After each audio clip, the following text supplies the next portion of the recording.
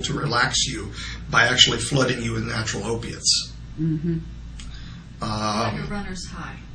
Right. So what happened after that? I'm assuming or you the got high to... that you receive as you're going through the natural death process. Mm-hmm. Yeah, when you naturally kick Yeah. out the, Yeah. But what happened after that? After that, I began to sink away from what was going on in the clean sphere, and with the panic that was going on over the radios, because I heard them.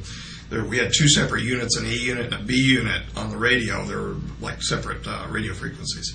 And I could push the button and talk independently, but they were stepping over each other, screaming, saying, get a secondary unit ready to get me out of there. They were going to enter in to pull me out, and you can't just step in there that quickly. I mean, they've got to suit somebody up, bring them in, and you knew before you were going in there that the J-Rod, we were trained that they were a threat. And Really? so that we were not supposed to communicate privately with them or anything like that, that we had a certain job to do and we were to get it done.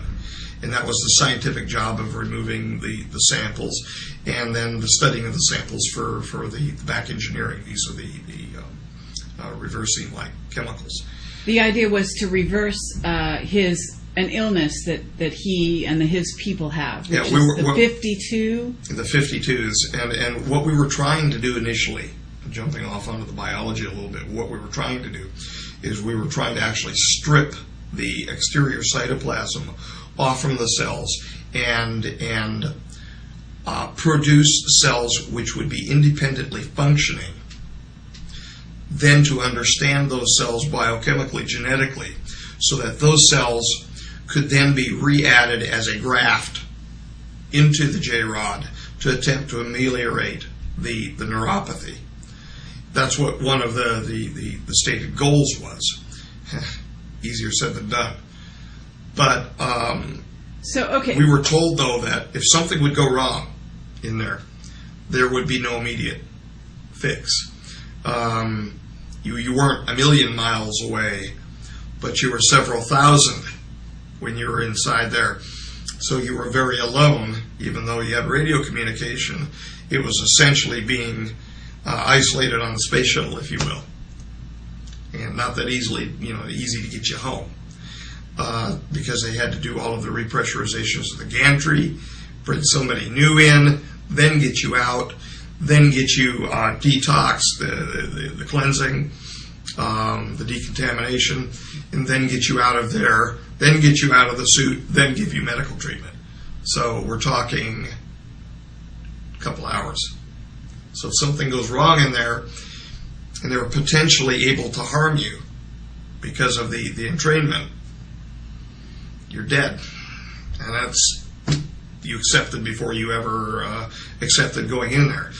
But to a large part, it wasn't bravado on our part saying it's no big thing, but you had to accept that just to work inside the facility. You knew that if there was a contamination, if the alarms started going off, the old joke was get in a straight back chair and lean way over and kiss your goodbye. It was over. Because if the alarms started going off, you were sealed into the facility, and they were going to pump the gas in and fire the fuel air device. Boom. That's what the explosive valves were for, the so-called escape tunnels. For you to get out in case there was an emergency, those were blow-off vents. So they could blow off and explode the facility, blow off out of the papoose range, and keep the remainder of the facility intact. So, but your experience with the J-Rod and the other ones you've met has basically, were you afraid for your life at any time? In other words, I was afraid for my life when he stepped toward me. Absolutely, I was. At that moment. At that moment, but it was a very transient. It was an ephemeral moment. How did you? It passed off very quickly because biochemistry helped me calm down when he trained me. How did you feel, though, in your sort of interactions with him?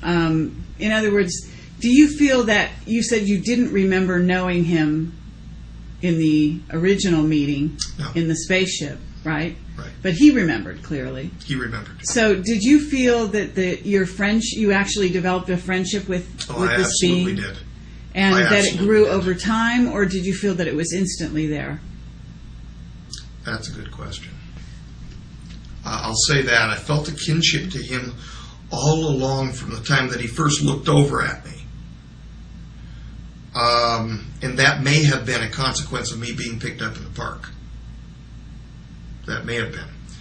My trust in what he was saying to me grew over time. Because I remember asking you that. Yeah, I specifically asked you that. my trust grew over time. But there was perhaps there on a was an deeper extant level. kinship Uh-huh. there with him, and I think that may have started because of the pickup in '73. I think, but I'm trying to surmise it. There was a pickup of the jovial nature of our friendship over time, certainly, because I've got kind of a strange sense of humor, and he was able to be friends with that kind of same weird sense of humor, where he would look over at me, he would tell me that what his behavior was, because I couldn't tell when he was happy or when he was sad because of physical characteristics that easily. You can tell fairly quickly with a human being from now if they're happy, if they're smiling at you. But I couldn't tell if that was pain or what it was on his face until he specifically informed me that that's his smile, that's his laugh. As that grew, and my relationship with him grew, I became more attuned to his physical responses as well. And I think that picked our friendship up as well, because I'm more associating with another human being with the physical reactions as well, in the communication. And they were less so. So that was difficult.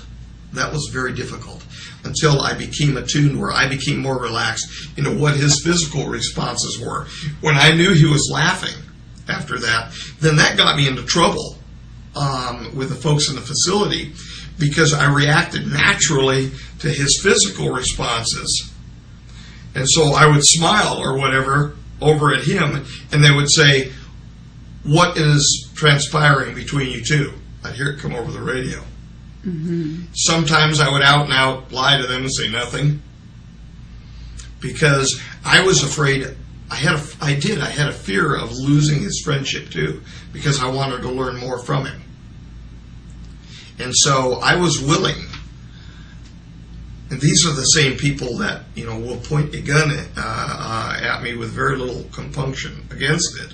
I was willing to befriend him too, because he was a captive there, as I was feeling too a captive within Majestic, because I had been brought into a program that I had no clue before what I was being brought into. So I felt kind of trespassed against too. Mm-hmm. So you had a camaraderie in that sense.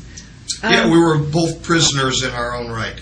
Did you think that he had the ability to protect you? No. In fact, it was, if anything, it was the other way around. Oh.